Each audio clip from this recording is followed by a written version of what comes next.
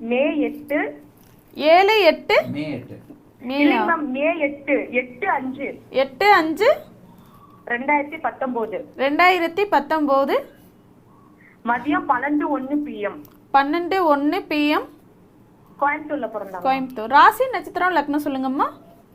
மிதுன ராசி, மிருகசீர்ஷ நட்சத்திரம், கடக லக்னம் மேம். மிதுன ராசி, மிருகசீரிட நட்சத்திரம், கடக லக்னம் அம்மா. கடக லக்னம். என்ன கேள்வி கேட்கணுமா? இல்ல ராகுதசை போகுது, பொண்ணுக்கு எப்படி இருக்குன்னு கேட்கணும். ராகு திசை பொதுவாகவே படிப்பில் கொஞ்சம் ஆர்வத்தை குறைச்சி நல்லா இருப்பீங்கம்மா. அதான் சார் நல்லா இருப்பீங்கம்மா. தீர்க்க சுமங்கலியா தீர்க்க ஆயுளோட ரொம்ப நல்லா இருப்பீங்கம்மா. என்னம்மா ராகு திசையில் பிரச்சனை?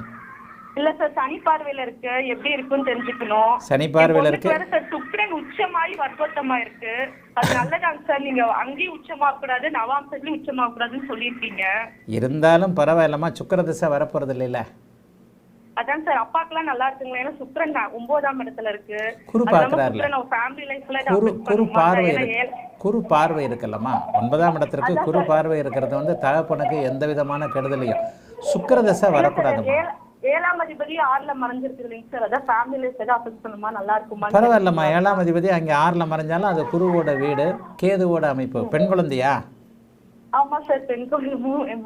புதனும் செவ்வாயும் பரிவர்த்தனையானது யோகம் தாம்மா, யோக ஜாதகம் தாம்மா. 10ஆம் இடத்துல சூரியன் திக்பலமாக இருக்க புதனும் செவ்வாயும் பரிவர்த்தனையாகி ராசிநாதனே இல்ல சார், அந்த சுக்கிரன் உச்சமாயி வர்க்கோத்த மரங்கட்ட ஏதாவது இஷ்யூ பிரச்சனையா இருக்குமான்னு தெரிஞ்சுக்கலாம் தான் சார். நீங்க குதிரை இப்படியே கட்டின மாதிரி தான் போறீங்க. நான் பதிலையே சொல்லிட்டேன், அது நீங்க காதலியே வாங்கல. சுக்கிர தசை வருதா?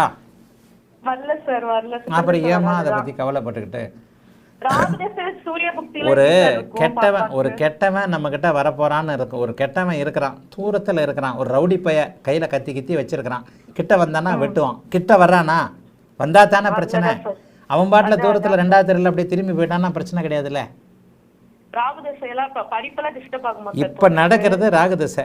இப்ப நடக்கிற ராகுதசை ராஜயோகாதிபதியோட அமைப்புல இருக்கிறாரு. ராஜயோகாதிபதியோட அமைப்பு செவ்வாயோடு சேர்ந்த அமைப்புகள் கொஞ்சம் நல்லா இருக்கும். தர்மகர்மாதிபதியோடு சேர்ந்த அமைப்புகள் கொஞ்சம் நல்லா இருக்கும். ஆனாலும் ராகுதசை டிஸ்டர்ப் தான், உண்மையை சொல்றேன். ராகுதசை டிஸ்டர்ப் தான். சரி, அந்த டிஸ்டர்ப் ஏன்னா அது படிப்பை கம்ப்ளீட் பண்ணுவான்றத லக்னத்தோடைய குரு பார்வை தீர்மானிக்குது. அதாவது டைவர்ஷன் இருக்கும். அந்த டைவர்ஷனை குழந்தை சமாளிக்குமா என்பது லக்னம் லக்னாதிபதியோட நிலையை பொறுத்தது. லக்னாதிபதி வளர்பிறை சந்திரனாக இருக்கிறார். சூரிய பக்தி வந்து அப்பா அம்மா ராகுதசையில சூரிய பக்தி, சந்திர பக்தி, செவ்வாய் பக்தி தாய் தகப்பனுக்கு ஏதாவது ஒரு விஷயங்களை கொடுக்கும். ஆனால் சூரியனும் வலுத்து இருக்கிறாரு, சந்திரனும் வலுத்து தான் இருக்கிறார், வளர்பிறையில் தான் இருக்கிறார். அதுக்காக ஒரு பாதிப்புகளை கொடுக்கணும்னா வேற எதையாவது கற்பனை பண்ணிக்க வேண்டாம்.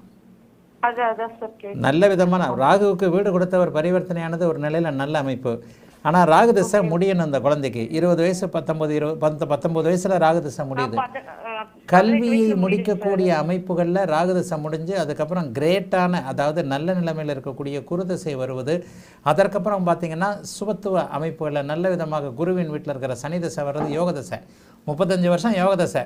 படிப்பில் மட்டும் கொஞ்சம் கவனம் இருக்காது. கொஞ்சம் செல்ஃபோன் அது இதுன்னு குழந்தை வந்து கொஞ்சம் டைவர்ட் ஆகும். அந்த ஒரு விஷயத்தை மட்டும் கவனிச்சுக்கோங்கம்மா. வாழ்த்துக்கள்மா, நல்லா இருப்பீங்கம்மா. அழைத்ததற்கு நன்றி அம்மா. வணக்கம் குருஜி. நேரம்